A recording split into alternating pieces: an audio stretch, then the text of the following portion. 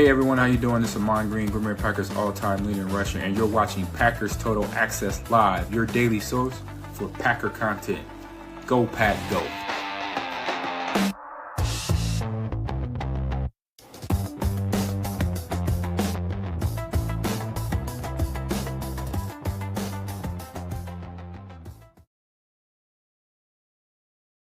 What's up, guys? Welcome into Packers Total Access. My name is Clayton. You can check us out on packernet.com. Find me on Twitter at Packers_access. Joined alongside Tim in Green Bay. A little Packers Eagles chat for you guys and gals this evening. We'll jump into the game plan. Before we get into that, we're going to talk around the league, give you guys an update on the standings, all that good stuff. But first things first, we're going to lead off with a little J.J. McCarthy talk, as you guys may or may not have seen earlier today. Maybe you were busy. Absolutely crapped a bit. And again, this was the week in which he declared himself his alter ego 9.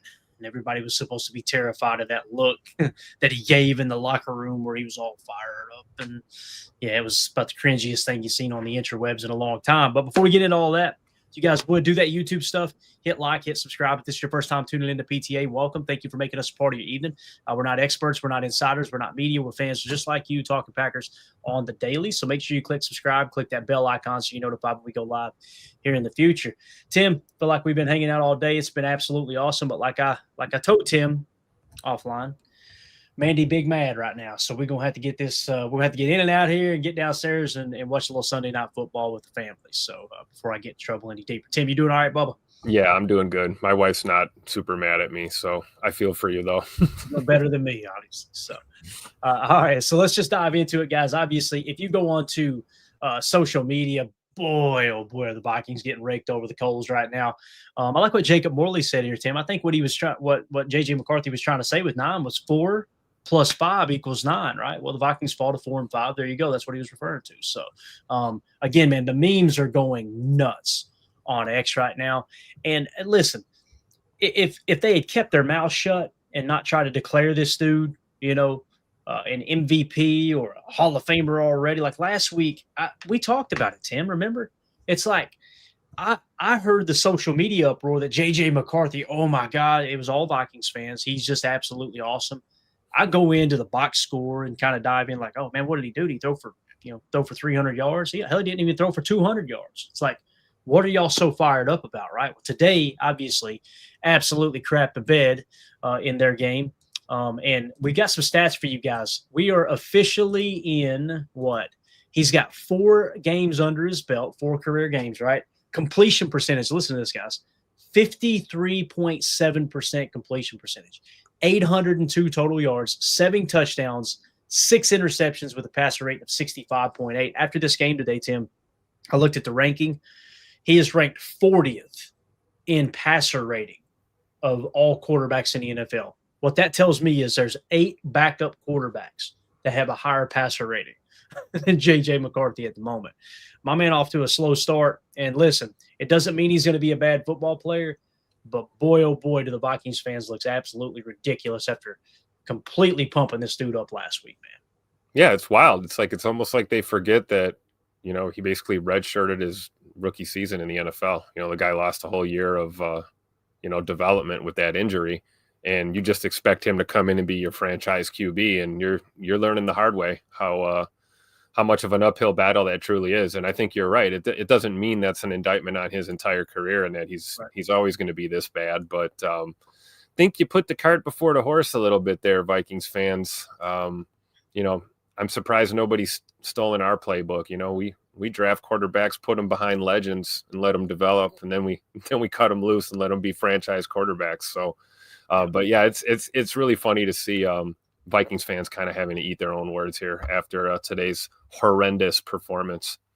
Yeah, and the Baltimore Ravens, they improved to 4 and 5 on the day. They beat the Vikings 27-19. J.J. McCarthy's stat line today, guys. And listen, if you guys tuned in for the watch party earlier, if you didn't tune in, you want to go back and relive it, it's right here on the YouTube channel. You can go back and watch it.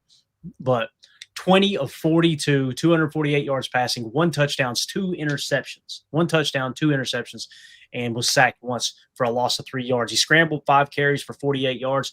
But, man, he was just – and it felt like there was 2 or 3 other turnover-worthy plays as well, Tim. J.J. McCarthy really struggled today. And look, when you look at the turnover battle here, that essentially costed you the game, right? I'm trying to look here. So Baltimore did not lose any fumbles, right? The Minnesota Vikings lost one fumble, and J.J. McCarthy threw 2 interceptions. So if my count's correct there, you lost the turnover differential 3-0. You're not going to win that ball game. I don't care how close the score is. Yeah, and you can see here looking at their rushing too. You know, you got 18 carries, 120 rushing yards as a team. You know, it's tough. That's even harder on a quarterback if you can't really run the football effectively. It's hard to throw down the field already as it is. So, yeah, uphill battle. Can't wait for our matchup with Minnesota here. It's coming up right around the corner, a couple weeks. Yeah, it is, man. It is right around the corner. And listen, people probably see this and go, oh, yeah, we should boat race the Vikings. No, that's not how the league works. Not how it works. It's all about matchups. It's all about scheming. It's all about, you know, who's helped. There's so many factors, right? There's about 12 different factors we could throw into play here that goes into determining who's going to win a ball game or not. It's not as easy as, well, so-and-so on Twitter, and Bubger789 said this team's better, therefore they should beat them by 20 points, right? It just doesn't work like that. So, exactly. It's like some of these games we were talking about earlier. You know, we were talking about the Niners and the Rams. Hey, maybe that'll be a good game. Mac Jones has been playing decent, right, in place of Purdy. They're getting beat 42-26 with 3 minutes left right now. You just never know. Does that mean Shanahan should be fired, guys?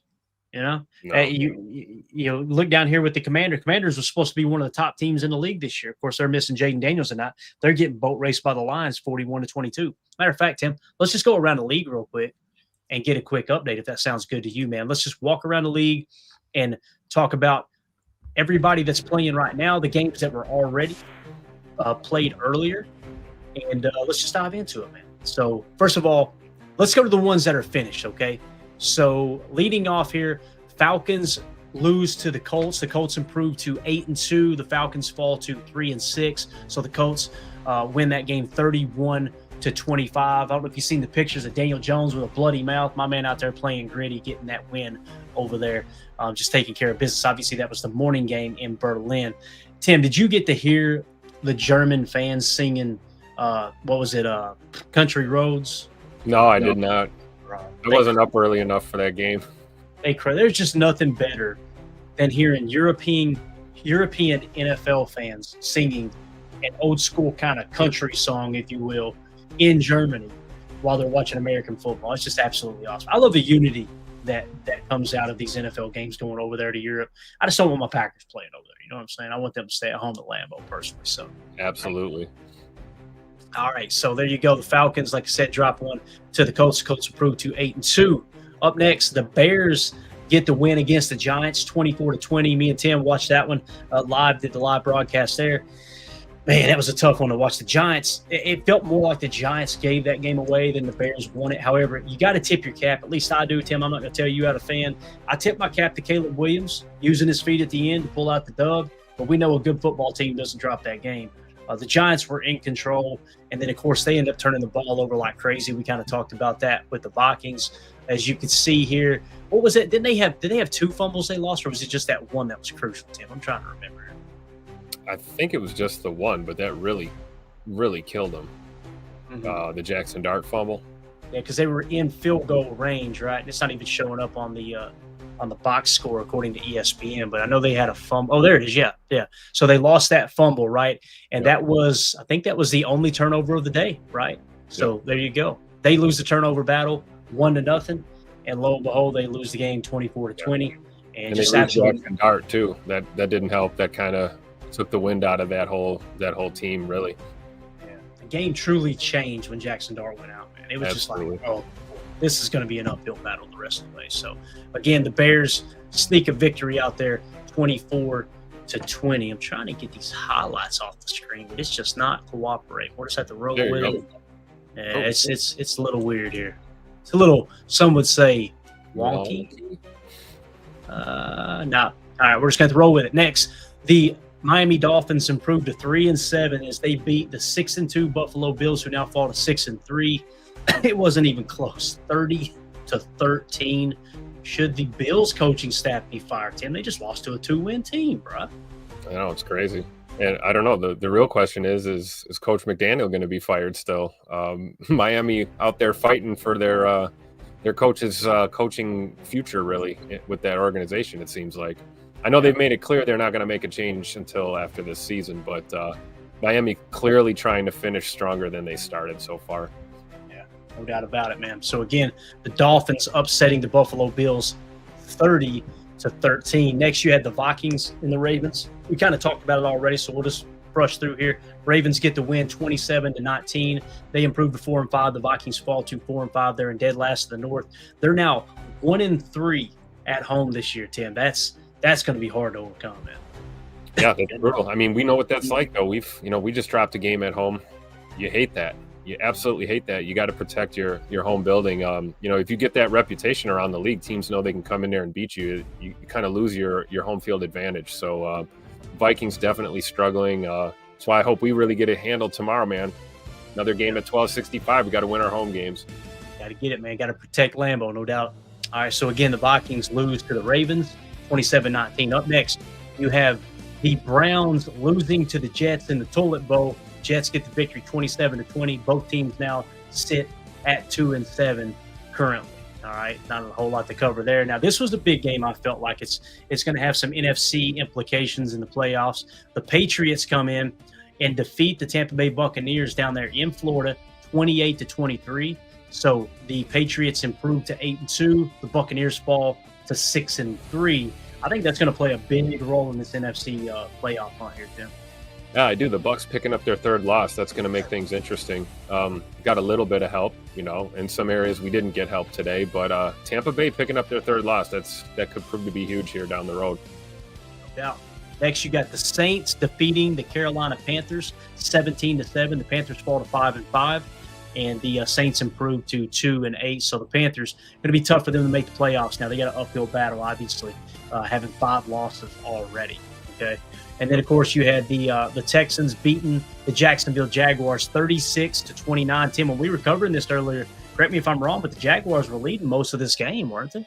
Yeah, it looked like it was going to get away from the Texans there for a while, but a lot of grit there to come back and solidify a win. It's huge. Yeah, and again, Jaguars, trying to win at home, you got to win in your own building. Jaguars were sitting at 5-3 coming into this game, and they obviously let the Texans come back and defeat them. Trevor Lawrence threw an interception. He was 13-23 for 158 yards, 1 touchdown, 1 pick.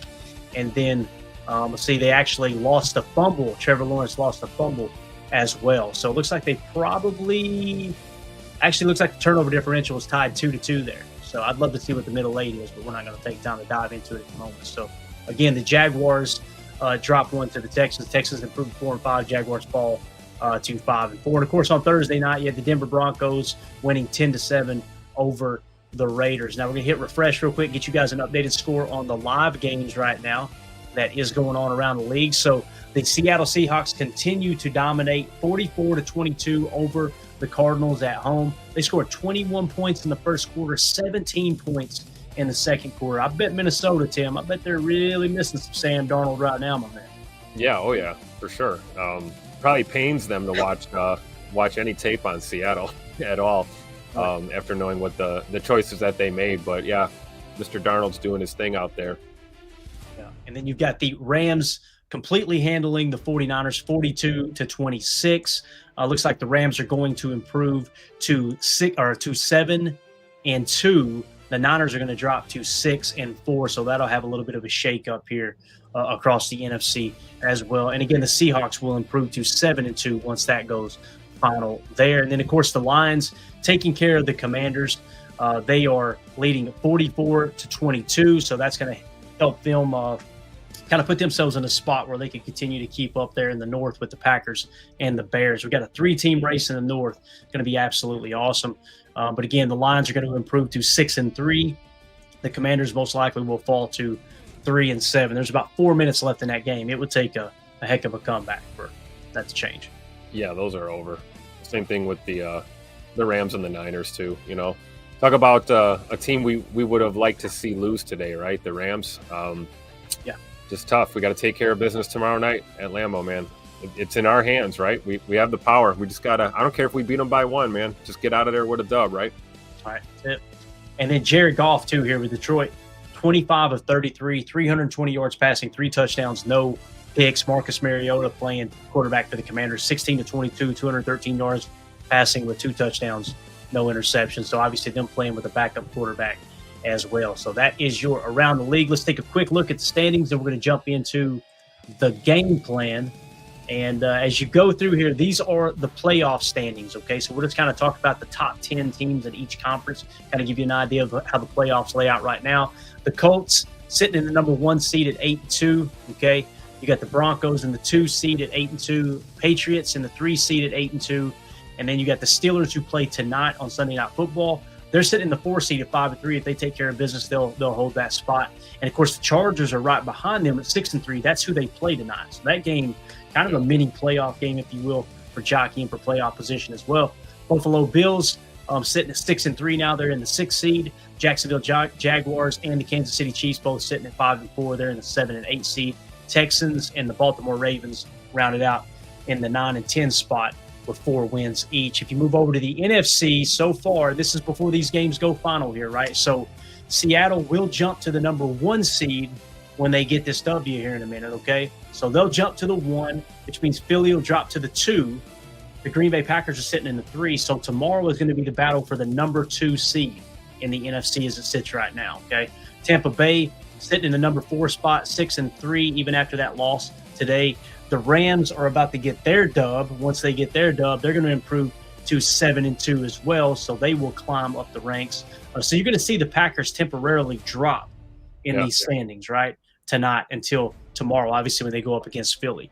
And then you've got the 49ers at 6-3. They'll fall to 6-4. The Bears are sitting at 6-3 after their win today, and the Lions will be improving to 6-3 as well. You got a whole bunch of 6-3 teams there, Tim. This is wild, man. The NFC is such a tight race. That's what I'm saying. Like, tomorrow night, I want to beat the Eagles. Believe me, I want to beat the defending Super Bowl champions so bad. But there's going to be a portion of the fan base that if the Packers drop that loss, they're going to pretend like, oh my God, we're done. You may temporarily drop out of the playoff hunt, but there's a lot of football left, and this NFC can go either way. We've seen 4 games today that had kind of playoff implications for the Packers, 2 of which went our way, right? Yep. That could happen again next week with the teams that won this week. So going to be a lot of fun to watch it down the stretch. Or anything else you want to add to the standings there in the playoff outlook, man? Yeah, you're right. It's not doom and gloom. You know, it is a must-win game in terms of, you know, getting this team back on track. You know, we're about to go on a road trip after this week. So, you know, you want to come off a win at home. Like I said, we haven't lost 2 games in a row in a while. So hopefully we'll get the dub and kind of maintain that positioning, because you're right, we could see a significant drop off in the standings if we don't take care of business tomorrow night. So, and then you look at those teams kind of on the bubble, right? Even the 7 and 8 seeds, you know, there could be a lot of changes to the NFC playoff structure in the coming weeks. So you definitely want to get this win. It's important. Got to get that 6th dub. Yeah, no doubt. Packer fan Nick says, evening, guys. NFC North is an effing gauntlet. It really is. It's funny, this last week or the week before, there was media members running victory laps talking about, the North ain't so tough, is it? Bet me, it's getting interesting up here in the North for sure. So yep. If you guys are watching this video back later, let us know what you think about J.J. McCarthy's performance. Let us know about the standings. How do you feel about the Packers' chances of making the playoffs? And if you're a fan of another team and drifted into the comments, let us know who your favorite team is, and let us know what you think about their chances to make the playoffs. Make sure you hit subscribe, click that bell icon so you're notified when we go live here in the future. All right, Tim, let's jump into it, man. The game plan. You ready for this? Y'all ready for this? Let's go. Listen, there's a ton of information in this article over at Patreon that we put together for you guys and gals. There's also a ton of information that's not in it. So it's just wild that you can put this much detail into this game plan and still have a bunch of stuff like, I've got to cut it off at some point. You know what I mean, Tim? We got to go, okay, that's enough info. But you guys can check it out at patreon.com/Packer Fan Total Access. I appreciate everybody who's supporting what we do here at PTA by being a member over there. Let's jump into it, man. First things first, the injury report. We kind of talked about it a little bit. We get the final game status settings here. So Nate Hobbs officially out. Lucas Van Ness officially out. We got 4 players that are questionable. Matthew Golden with the shoulder. You got Zach Tom with the back injury. You got Dontavion Wicks with the calf and Savion Williams with the foot. I would not be surprised if all 4 of those are active for that game tomorrow night, Tim. You can bet your sweet behind that Matt LaFleur and his coaching staff knows how important this game is against the Eagles. Absolutely. Zach Tom, really comes to mind right away. I mean, we cannot afford to give up anybody on that O-line right now, especially against this Philadelphia defensive front. I'm with you, man. I think all the questionables, I think they're going to go, or at least try and make a go of it. We'll see them active. I believe it. Yeah. And then on the Philadelphia Eagles side, Cam Jurgens, their center, is officially declared out. They've got 3 players that are questionable. Jacorian Bennett, cornerback. You've got Willie Lampkin, guard/center. So that's kind of their backup interior offensive lineman, right? He's questionable as well. Nolan Smith, outside linebacker, with the tricep injury. He was full participation all week, but was questionable. All 3 of those questionables were full participation. It looks like all week long for the most part. So I would expect all 3 to play. Cam Jurgens definitely out. That could play a role in this Packers' ability to maybe penetrate there in the A gap against the run, as well as who knows, man, it may affect tush push a little bit too. Absolutely. I hope we just don't let him in those situations, right? Like Coach talked about earlier in the week, man. Let's keep it 3rd and long for them, 4th and long. Don't even give them that opportunity. Absolutely. And I know one of the big talking points was Jair Alexander obviously being traded to the Eagles. He's going to make his return to Lambeau Field. Well, not so fast, my friends, as Lee Corso would say. Mike Garafolo tweeted out the Eagles decided to hold Alexander back and let him focus on his knee and getting acclimated to the system, similar to what they did when they had Brandon Graham sit for the first game after he re-signed. And he obviously quote tweeted himself that the Eagles have ruled out cornerback Jair Alexander. So it's a knee/coach's decision for tomorrow versus the Packers. He won't travel with the team, so he's not even coming to Green Bay. Some people thought, oh, this is him asking to be traded to the Eagles so he could try to stick it to the Packers. He's not even going to be in Lambeau, man. This is a guy trying to extend his career and put himself in a position to win a ring. Can't hate him for that, Tim. That's right. They can never make me hate him. We'll see you in the playoffs, Ja. I'm sure we'll meet again, right? Yeah. Absolutely. Moving on with the game plan, we get the dirtbag watch, Tim. Look at this dirtbag right here. This guy, look at this week. Unbelievable, dude. Well, I mean, if you ever seen somebody who looks like more of an ass than this guy right here, Clay Martin. Who names their kid Clay, by the way? Who does that? Anyway, it's kind of hard to see the screen grab. I want to make sure I got all the information for everybody on Patreon. I know on here you can't see, but essentially what you've got here is our boy Clay Martin right around this range right here. So they're in the top half of the league in terms of, how many flags they throw, how many penalties they call per game. But, Tim, it's close enough to the middle that I feel like it's not going to be a huge factor. Obviously, it's not like our guys there at the top that just like to be seen on camera, right? And listen, you got to give a shout-out to Ron Torbert. Ron Torbert, he's down to, 1, 2, 3, 4, 5, 6 now. Hey, he's out of the power of the top 3, Tim. Like maybe Ron's finally getting tired of – maybe he's getting a little, what do they call it, tendonitis in the elbow throwing them flags. You got to come in for a nice, easy landing the rest of the year. Yeah, maybe. Maybe he's just not looking for the limelight as much, right?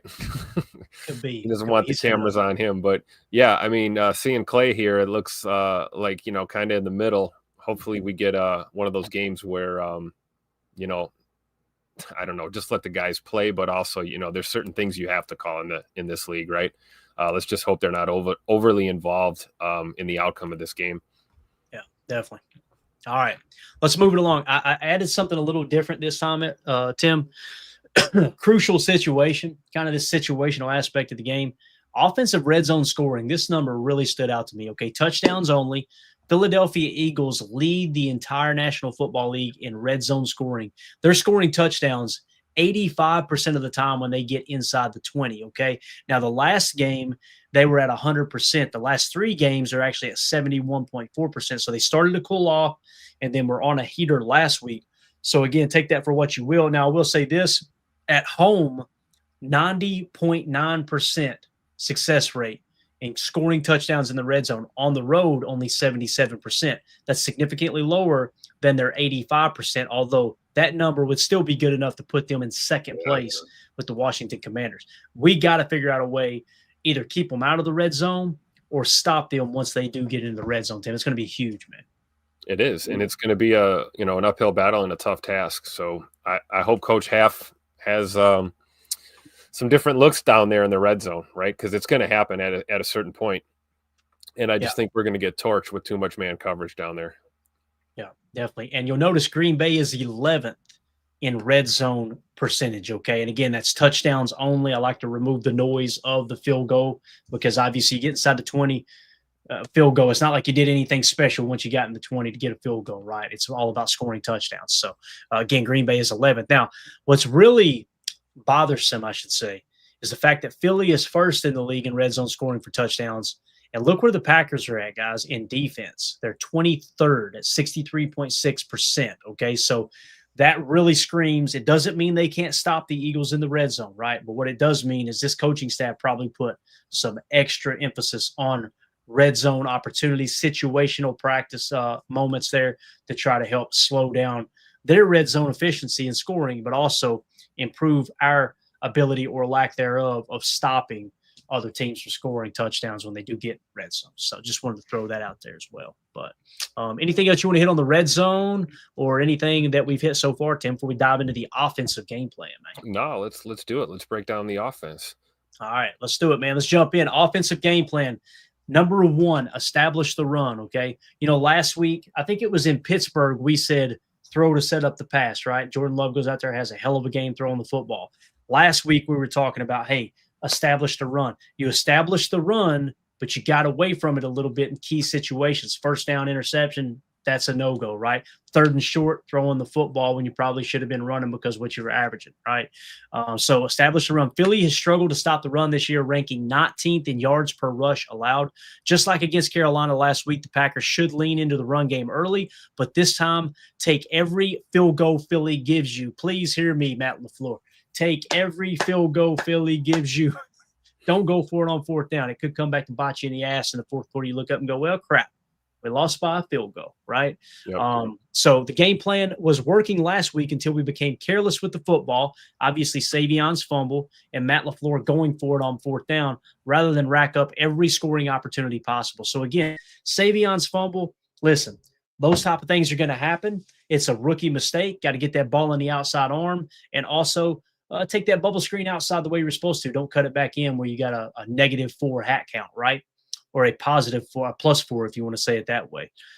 So with that being said, that fumble on the Packers' very first drive where they were going right down the field on Carolina really flipped the momentum, and then going for it on that fourth down when you should have had a chip shot field goal. Both of those things together, Tim, that's how you lose to a team that you probably should have beat, man. Yeah, and you're definitely going to lose to a team like the Eagles if you take that same approach, right? Yeah, definitely. And again, when you look at the yards per rushing attempt allowed, you see the Philadelphia Eagles at 4.4 yards per rush allowed. They're tied for 19th in the league with Washington and Atlanta as well. Okay. And you'll notice Green Bay, after that great rushing performance by the Carolina Panthers, which last week, that was our defensive game plan. You got to stop the run, make them beat you with the pass because they've got a solid running game. Obviously, we didn't do a good enough job of that. We showed 3 different running plays on Chalk Talk where honestly, it wasn't scheme. It was just bad play. It was guys missing their run fit, guys getting a little too aggressive. Maybe one play I would say scheme where they walked Evan Williams out in man coverage. It was a man coverage call at bite you in the ass. Tim, how many times did we talk about that today in that Bears game? Like, that's another reason why the Giants lost to the Bears. Playing man coverage, flipping their back to Caleb Williams and just letting him scramble and steal that game from them today. Yeah, and then when he wasn't scrambling, he was hammering those underneath digs and, curl routes. And, it's a recipe for disaster when you get caught. Like, I don't mind those man looks, peppered in once in a while. But if you start leaning on it and your opponent can pick up on that, they're just going to attack that all day long. And, yeah, we did. We saw that in Chicago today for sure. As soon as you see the defender, as soon as you see them flip, when they flip their hips and you see their numbers, you can buzz it by their ear hole like Aaron Rodgers, or you can do what Caleb Williams did, tuck that thing and run. Listen, you've got to tip your cap. As bad as it bothers me to say this, got to tip your cap to Caleb Williams for taking what the defense gave him in those situations. He's been clocked at over 20 miles an hour running the ball this year, I think a couple of different times. I know there was one earlier in the year he was clocked at over 20 mile an hour, so he could tuck that thing and run. I don't understand why any defense would want to turn their back to him. I really don't, man. Just make him beat you as a passer. Right? That's the recipe for success. But then again, the Giants, we knew coming into this game, Tim, their running defense was horrible. Well, the number looks really inflated, obviously, with Caleb Williams being able to run with the football. Hopefully Green Bay can get their act together. Last week, struggled against the run, but they're still not in the league. And here's the reality too, guys. that 4.0 yards per rush allowed by Green Bay. I mean, the LA Rams are above them, along with Tampa Bay at 3.9. Like, you're this close, right, to being seventh best, tied for seventh best, right? Yep. And then 3.8 stretches all the way up to fifth. So, again, you want to know why Seattle's so good, too? Their run defense is solid, man. They got that run defense humming out there, only 3.5 yards per rush attempt. So, again, just wanted to highlight, I feel like establishing the run should be the first and foremost thing. And also, you can control the clock that way too, right? You can control the possession, keep their defense on the field, wear them down, rather than taking these first down shot plays and things where you end up putting your defense right back on the field. God forbid you throw an interception on first down, right? And again, Jordan Love, like we said to him, 13 touchdowns, 3 interceptions. He's protecting the football well. It's just you find these situations where it's a first down and he's not checking it down and chucking it over the top. It's like his 3 interceptions this year looked really, really bad. But we've also got to acknowledge it's only been 3 throws that he's made bad decisions, essentially, you know? Yeah. And to your point about the first down, running the ball on first downs, I think, we've seen that a handful of times this year early in ball games, and you do get a rhythm. You do, establish a good drive, especially your opening drive. Whether you put points on the board or not, you want a long, sustained, good drive, show that you can move the ball as you're gathering that intel. But I do feel like sometimes it's that series, and then here we go. We're throwing it on first down every first down we get, it seems like. I'm with you, man. Establish some sort of a run game and then take your shots where you can, right? Yeah, definitely. Let's move on to number 2, the passing game. All right. Coach LaFleur should trust the medium to deep passing game, with Philly struggling to sack opposing quarterbacks. Again, they're very low. They currently rank 25th with a 5.6% sack rate per game. Okay. So what does that mean? They're not hitting home on their pass rush. So don't feel like you have to attack with the short game. Some people are going, is Clayton saying that they shouldn't throw screen passes? They shouldn't throw underneath? You guys know I call for it all the time, man. I'm a big fan of RPO action play. But this is one of those games that if you do come out in the first quarter and their pass rush is kind of non-existent, Tim, like it kind of has been here lately, then set up for those deep drops and hammer those digs, hammer those slot cross concepts. Maybe throw a little drive concept in there as well. Don't be afraid to attack mid to deep on the outside as well. They're going to play a lot of match coverage, I would imagine. That's something that Vic Fangio is kind of known for. So don't be afraid to walk those guys out on an island and let that play develop underneath there, like I said, the 15 to 30-yard mark, right? And with Christian Watson looking better than ever, there's no better time to do that. This, coupled with the Eagles' struggling run defense, screams play action pass. However, you have to protect the football because Philly has given the ball away a league best 0.4 giveaways per game. Complementary football is the path to beating the Eagles. You got to protect the football because, Tim, they damn sure are not going to give the ball away very often, man. Yep, and play action isn't going to work at all if you don't establish a run game, right? They got to believe you're going to run that football in order for those action boots to work, really. Yeah, and if they're truly trying to play the Fangio type defense, and again, guys, that can be adjusted on the fly. I haven't watched a whole lot of their tape. They may be just completely scrapped the quarters coverage. I have a hard time believing it, seeing it's Fangio. But when they have to have the safeties on the shelf and still meet their run fit, that's probably why they're struggling to stop the run a little bit. You guys remember when Joe Barry was here running the Fangio-style defense, right? What was one of our weak spots? Run defense. Because you had those guys on the shelf, right? If they come out and approach it that way, then just stick with the run, and don't get too crazy with the check with me's at the line, Caterpillar with the super chat. Thank you, buddy. Says, last night I watched 88's highlights from before he got hurt and Tuck took over. I forgot how good he is. He just has a different skill set and doesn't block as well. Maximum seam routes, please. This kind of plays into what we're talking about, Tim. Another way that you could attack. Imagine 11 dub set, whether you go nasty or not, and you walk that mid defender down the seam with Musgrave, right? If they play underneath technique, don't be afraid to give Musgrave a shot. But as they're walking that defender out, I can see Romeo, Golden, some of these guys on these dig routes, right? Or even a little spot concept underneath, a little spacing aspect. Walk that guy out. If they go with Musgrave, keep it underneath. If they play with underneath technique, don't be afraid to give 88 a couple plays. And Tim, this is how I feel about Musgrave. I was critical of Musgrave because it's like his grade's always low, right? You don't see him making huge impact plays, but we know the majority of the time we're in 11 personnel, and that was Tucker Kraft. Before Tucker Kraft emerged onto the scene because Musgrave got hurt, Musgrave had like over 400 yards receiving that year. You guys remember the Dallas game where he ran that cross-country play, right? Yep. And just butt-naked wheel route, took it in for 6, right? So I agree with what Caterpillar says here. Listen, Musgrave is not a yak guy. He's not going to run through people's faces, but he'll catch the football, and he can do everything that Tucker Kraft was doing getting open. Because, again, most of Tucker Kraft's catches, he was schemed open. Yeah, and Musgrave will be the same thing, right? And we probably will see a heavy dose of 11 personnel at times, and I hope we take advantage of it.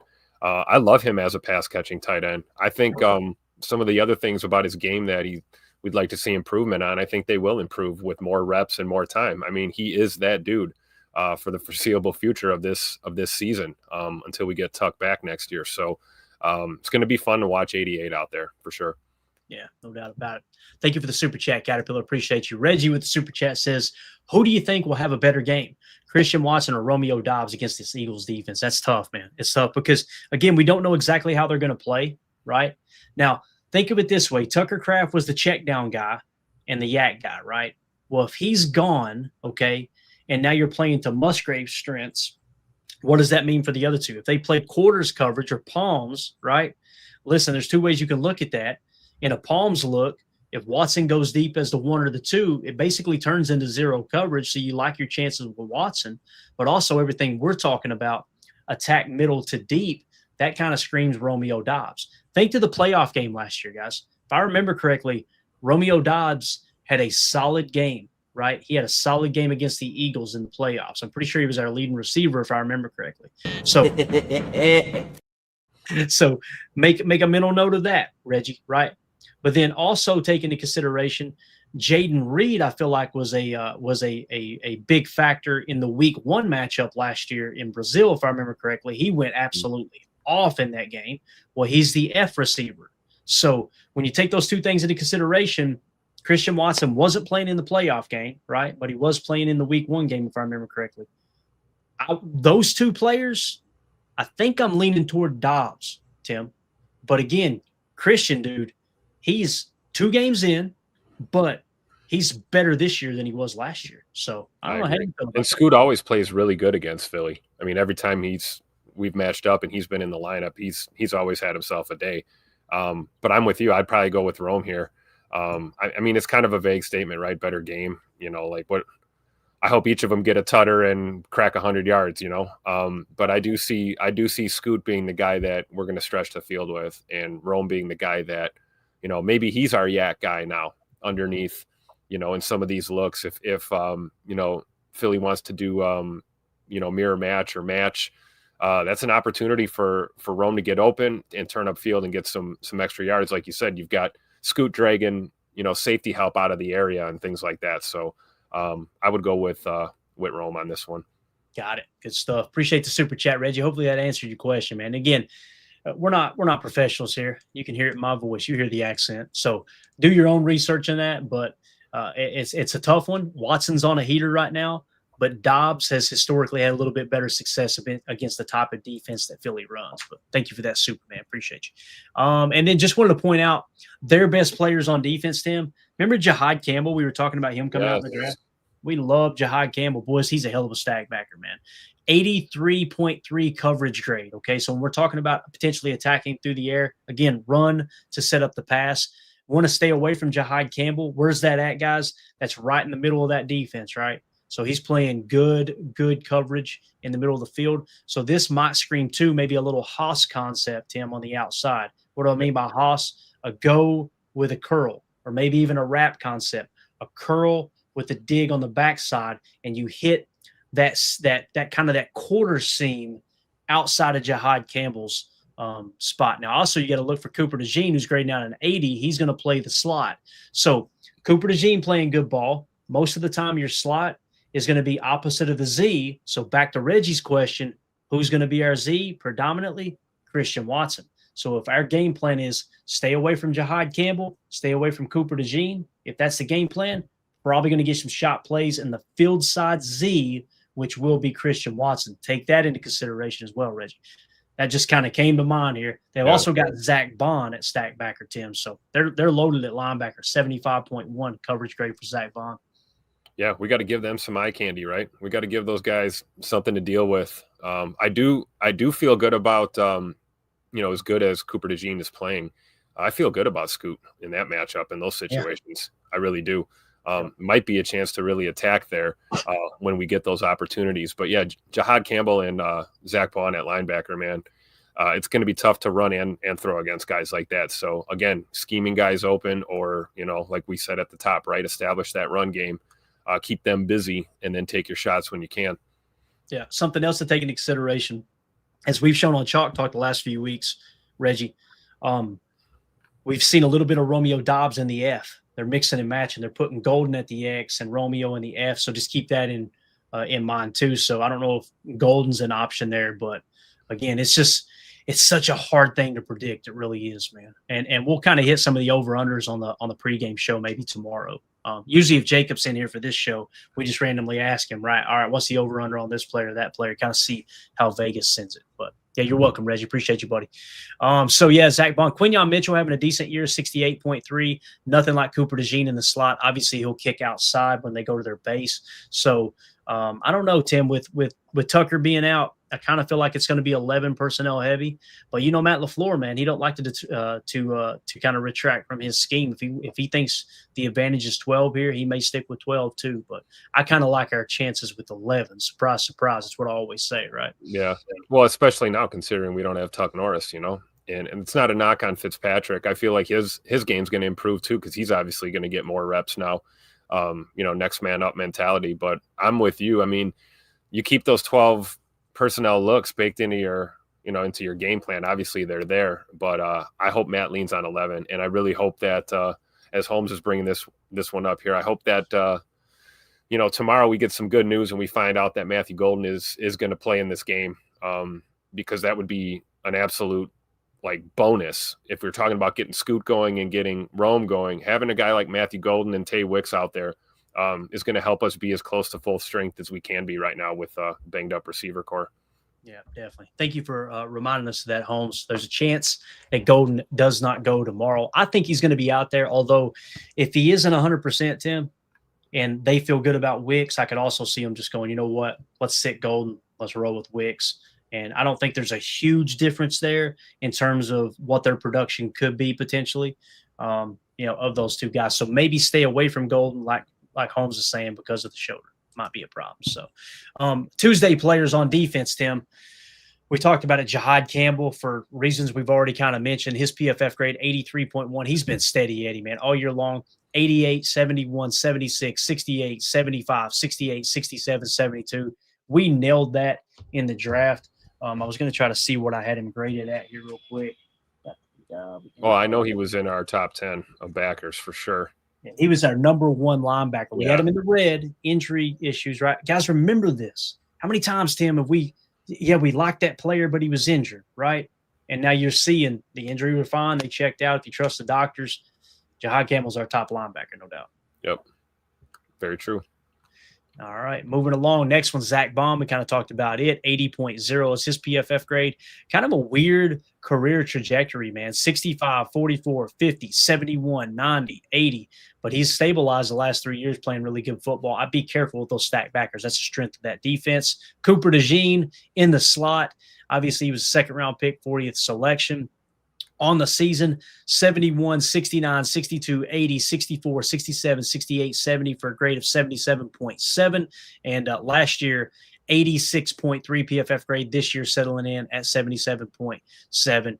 Got to be aware of where that little Caucasian is at all times, Tim. He'll steal the ball from you. Ain't careful, man. Plays the game the right way, too. Really does. He is, and he's on pace to keep up with or exceed what he did last year as a rookie. So, yeah, you got to account for the great white hope, Cooper DeJean, right?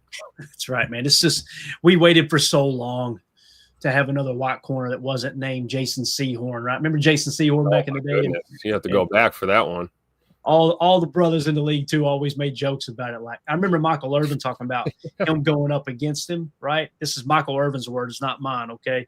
But he went up against him. This is right before Michael Irvin's career ended. And he said, I remember lining up from, I'm a torch this white boy is what he said, right? He said, off the line. Jason Sehorn jumped up and jammed, and he went, "This is a strong white boy." Absolutely hilarious take there from Michael Irvin. So again, Cooper DeJean, another player, right? And there's a couple other players I'll mention on the backside of this that you probably thinking, where's Jalen Carter? Having a down year. He's actually the last 2 years he's declined according to PFF.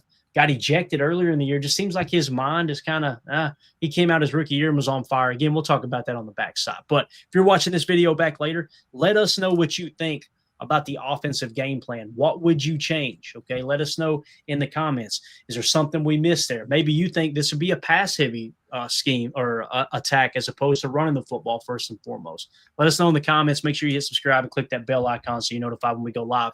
Like tomorrow, 1 hour before kickoff, hour 20 before kickoff, me and Tim will be going, well, you won't be. You'll be in the stadium.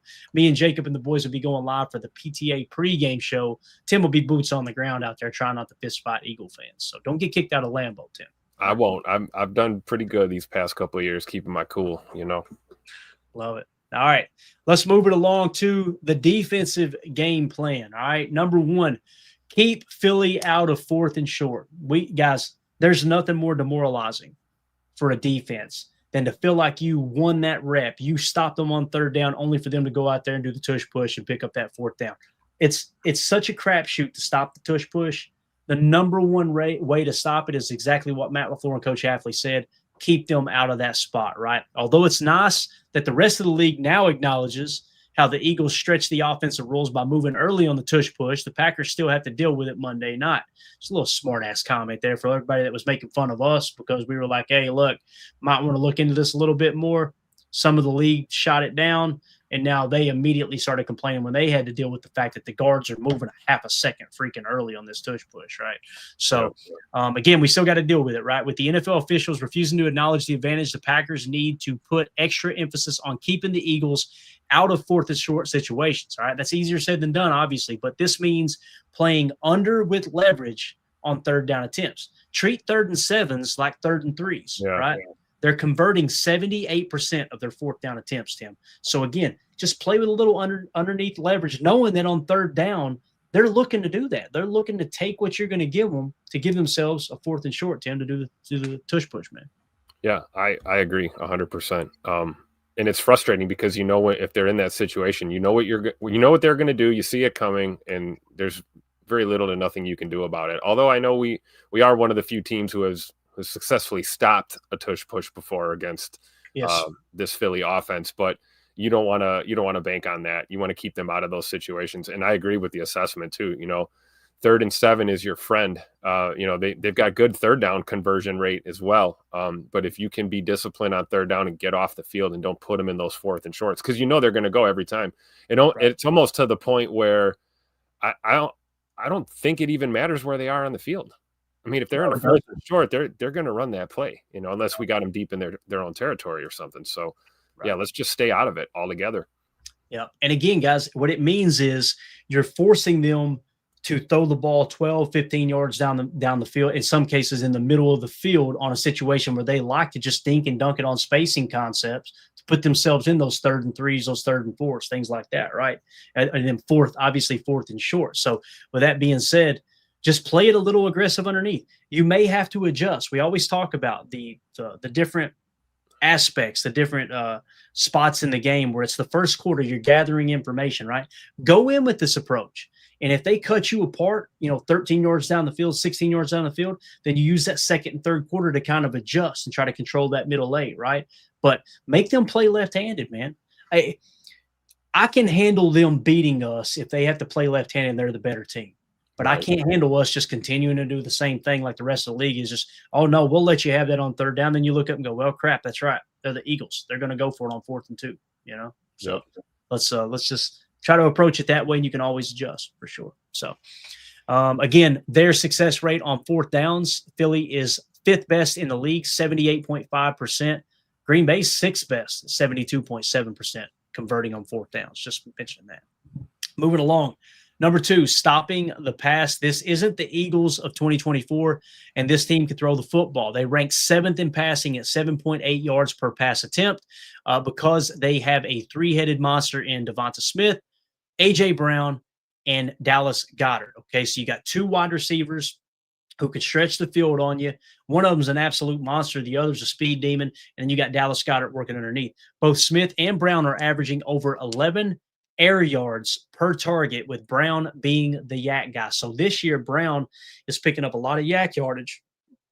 Devonta Smith is stretching the defense over the top as well. Not that Brown won't, but that's kind of where they're making their hay this year. Again, both of them averaging 11 air yards per target. Pretty solid numbers there. And it says that Devonta Smith, who is having a great season, tallying a plus 41.9 receiving EPA while catching 80% of the passes thrown his way. Tim, if you can't cover them all, right? You got to kind of pick and choose. All right, let's try to take this guy away. If there's one you want to take away, me personally, it sounds like Smith is the one you want to key in on based on this year. As you can see, 588 yards receiving this year, probably because A.J. Brown's got a lot of coverage bracketing his way. He's got 395 yards receiving. But again, yards per reception, both of them over 13 yards per reception on the year. Going to need a big day out of Carrington Valentine. Yes. Tomorrow night. Absolutely. And I'm eager to see if he rises to the occasion. When AJ is lined up outside left on Carrington, we've seen what Carrington did with DK Metcalf. He handled his business, right? Yep. So don't be surprised if they try to pick on Keyshawn Nixon a little bit opposite side. But when they go to Carrington, man, he was this close to getting that interception last week, Tim. That game probably ends different. I'm excited when he gets his first pick of the year. So, Again, man, they're struggling to run the football. The Philadelphia Eagles have struggled to run the football, keying on the pass. All right. Now, number 3, you can't just ignore the running game, right? Control the running game. The Eagles have struggled to run the ball on the road, averaging only 3 yards per rush attempt. Controlling the passing game should be the top priority, but you can't drift too far away from the run, as Saquon Barkley heated up in their last game. You'll also have to be very aware of their 6-back offense. That has its share of RPR, run pass run options, designs that has led to Jalen Hurts having 5 rushing touchdowns already this season. All right, keeping Philly off schedule while playing underneath on crucial third down. So remember what we said, Tim.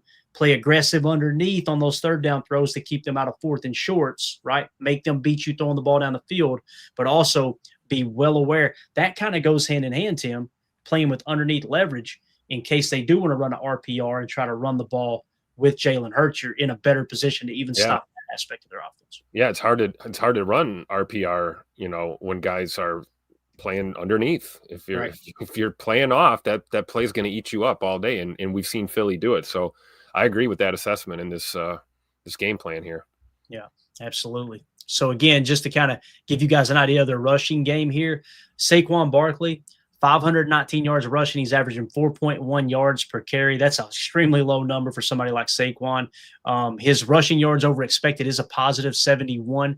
Look at the rushing EPA though, Tim, negative 15.8. So there's going to be tape out there where teams have stopped Saquon this year. I guarantee you Matt LaFleur, Coach Hapley have watched that tape, and they're trying to formulate a plan like, hey, let's continue to do that to take away Saquon.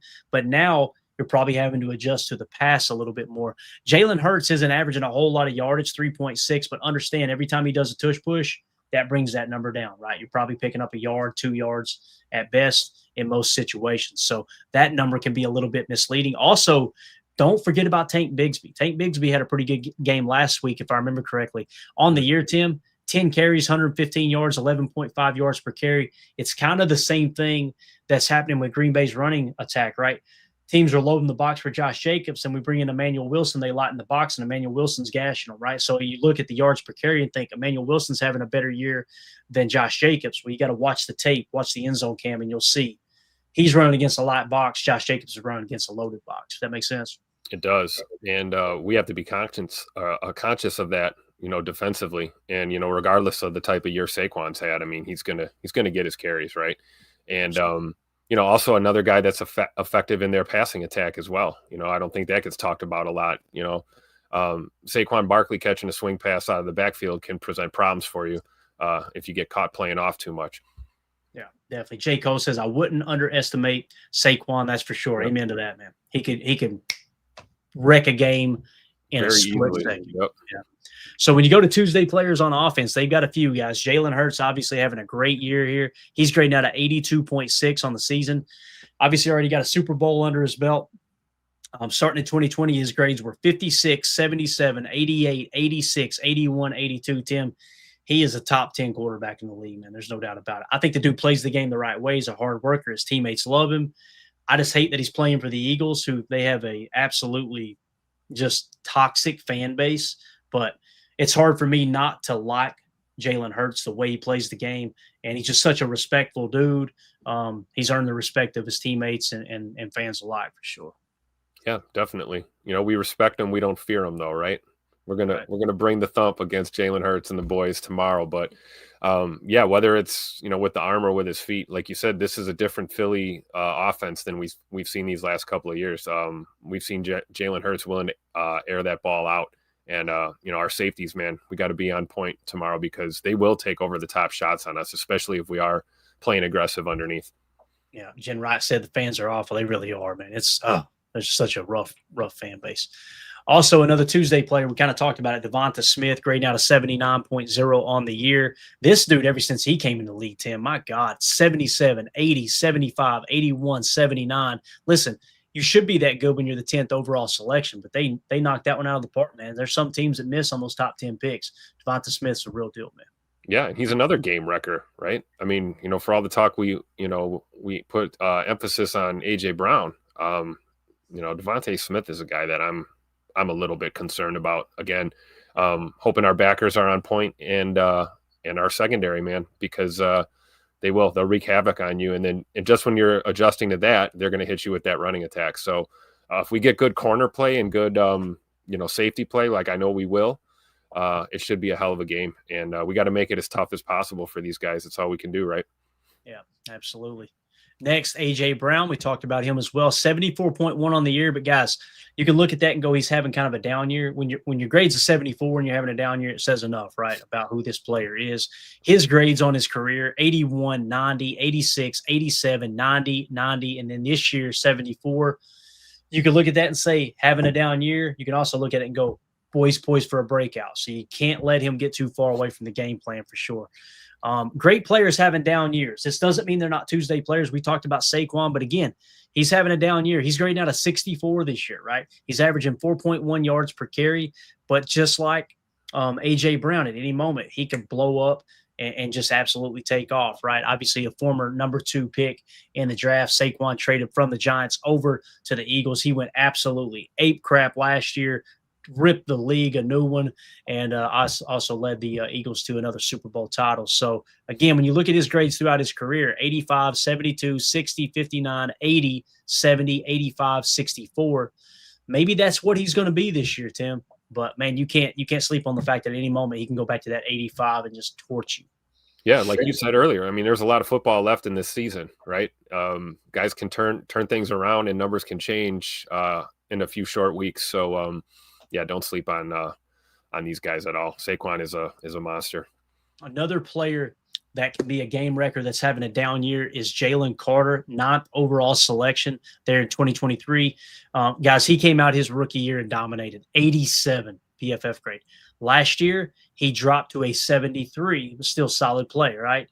And then this year, he's sitting at a 60.6 at the moment, definitely having a down year. Listen, Jalen Carter coming out of college, he should have been the number 1 overall pick, many people said, if you didn't need a quarterback, but there was character concerns there. That's emerged a little bit this year. I'm hearing some rumblings that maybe he's not playing as hard as he usually does. I don't know if that's the case. I haven't ISO-cammed him enough to say either way, but that was kind of a reputation coming out of college. Maybe he continues to have a bad year. When you look at how this defense is grading out right now, I'm not overly concerned about their front.